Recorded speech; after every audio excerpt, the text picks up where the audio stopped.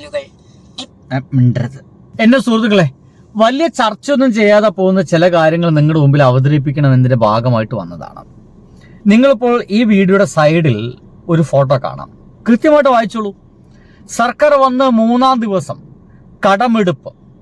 നിയമസഭ അനുമതിയില്ലാതെ എടുത്തത് 1800 കോടിയുടെ കടം. നിങ്ങൾ ഈ ഒരു കടമെടുത്തത് സർക്കാർ വന്നിട്ട് 3-ാം ദിവസം CPM സർക്കാരാണെന്ന് വിചാരിക്കും. ചുമ്മാ സങ്കല്പിക്ക്. എന്തേ സങ്കല്പിച്ചു വല്ലതും കിട്ടുന്നുണ്ടോ? നിങ്ങളൊന്ന് ഞാനൊന്ന് പോയി ഞാൻ പിന്നെ പോയി നോക്കാം. നിങ്ങളൊന്ന് പോയി നോക്ക്. ചാനലിൽ ഈ ഒരു കടമെടുപ്പിനെ കുറിച്ചിട്ട് ഘോരം എന്തെങ്കിലും ചർച്ച നടക്കുന്നുണ്ടോ എന്ന് പോയി നോക്ക്. ഒരു തേങ്ങയില്ല. ഇത് കടമെടുപ്പല്ല, ജനങ്ങളെ സഹായിക്കാൻ വേണ്ടിയിട്ടുള്ള ഒരു കടപ്പത്രം. എന്റെ സുഹൃത്തുക്കളെ, അതിഭീകരമാണ് നമ്മുടെ ചാനലുകളുടെ പക്ഷപാതിത്വം. നിയമസഭ അനുമതിയില്ലാതെ ഇപ്പൊ തന്നെ 1800 കോടി രൂപയാണ് കടമെടുത്തിരിക്കുന്നത്. സംഗതി അവിടെ കിടക്കട്ടെ. ഭരണം തുടങ്ങിയിട്ട് 4 ദിവസമായിട്ടില്ല, അപ്പോഴേ അരമണിക്കൂർ പവർ കട്ട് പ്രഖ്യാപിച്ചിരിക്കുന്നു. കേരളം ഇരുട്ടിലേക്കാണ് പോയിക്കൊണ്ടിരിക്കുന്നത്. എന്ന് വെച്ച് കഴിഞ്ഞാൽ ഇത് ഇന്ദിരാ ഗ്യാരണ്ടിയാണോ അതോ ഇന്ദിരാ കട്ടാണോ എന്നറിയില്ല. കാര്യം ഇങ്ങനെയാണ്. സംഗതി വളരെ സിമ്പിളാണ്. ബിഗ് ടിവിയിൽ വന്നൊരു വാർത്തയാണ്. ഇന്ന് മുതൽ വൈദ്യുതി നിയന്ത്രണം. വടക്കൻ ജില്ലകളിൽ തിങ്കളാഴ്ച വരെ വൈദ്യുതി മുടങ്ങുമെന്നാണ് പറയുന്നത്. ഈ വടക്കൻ ജില്ലകളിൽ തിങ്കളാഴ്ച വരെ വൈദ്യുതി മുടങ്ങാൻ സാധ്യതയുണ്ട്. അരമണിക്കൂറാണ് കട്ട് പ്രഖ്യാപിച്ചു കഴിഞ്ഞിട്ടുള്ളത്. എന്തിനാണ് നമ്മൾ ഇതൊക്കെ ഇങ്ങനെ സംസാരിക്കുന്നത്? എന്തുകൊണ്ട് എന്ന് വെച്ച് കഴിഞ്ഞാൽ, ഈ ഇലക്ഷനോട് അനുബന്ധിച്ച് തൊട്ട് മുമ്പായിട്ട് ഈ യുദ്ധത്തിന്റെ ഒരു കെടുതിയുടെ ഭാഗമായിട്ട് ഏറ്റവും കൂടുതൽ ആളുകൾ ഗ്യാസിലേക്ക് തിരിയുകയും ഗ്യാസ് കിട്ടാതാവുകയും ചെയ്തപ്പോൾ എല്ലാവരും ഇൻഡക്ഷൻ കുക്കറിലേക്ക് കടന്നു. വൈദ്യുതി കറണ്ടിന് കുത്തിയിട്ട് ഭക്ഷണം ഉണ്ടാക്കുന്ന സാധനം, ആ ഒരു ഇൻഡക്ഷൻ കുക്കറിലേക്ക് കടന്നപ്പോൾ വളരെ സ്വാഭാവികമായിട്ടും അതുവരെ ഉപയോഗിച്ചതിനേക്കാൾ കൂടുതൽ വൈദ്യുതി ഉപയോഗിക്കുകയും സ്വാഭാവികമായിട്ട് അത് ഗ്രിഡ് ഡൗൺ ആവുകയൊക്കെ ചെയ്യുന്ന അവസ്ഥ വന്നു.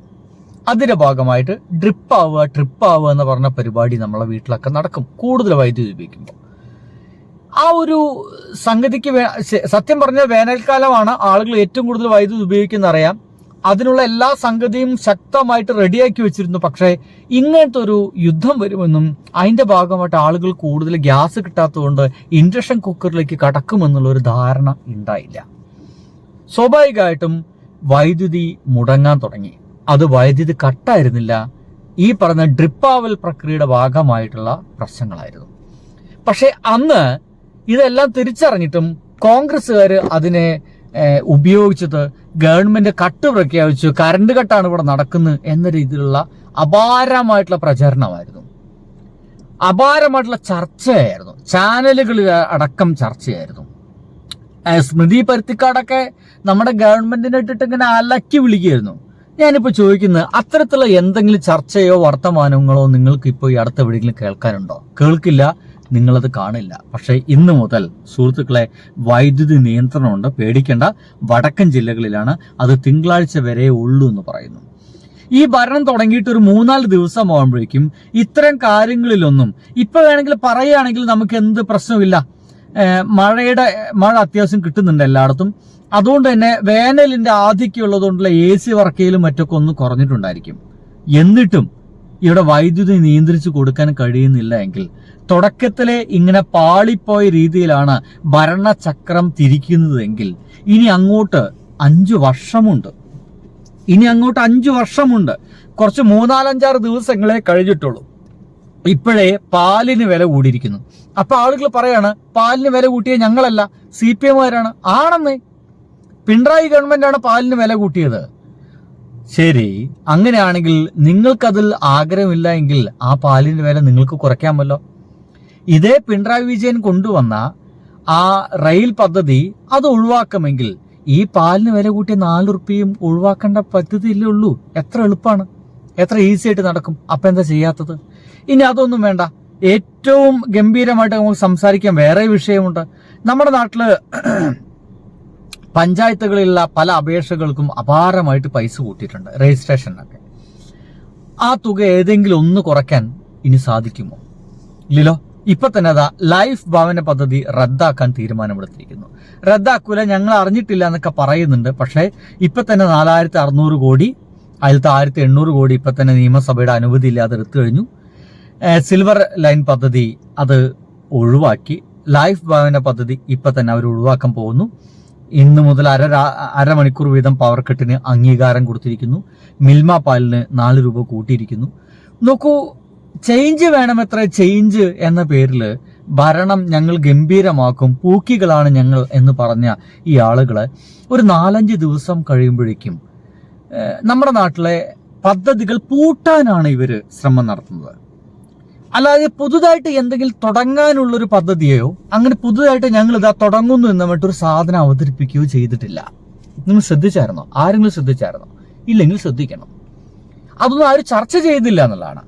നോക്കി എന്തോരം പദ്ധതികളാണ് പൂട്ടാൻ പോകുന്നത്. ഇനിയും നമ്മുടെ നാട്ടിൽ ഒരുപാട് ഒരുപാട് ഒരുപാട് ഒരുപാട് പദ്ധതികളുണ്ട്.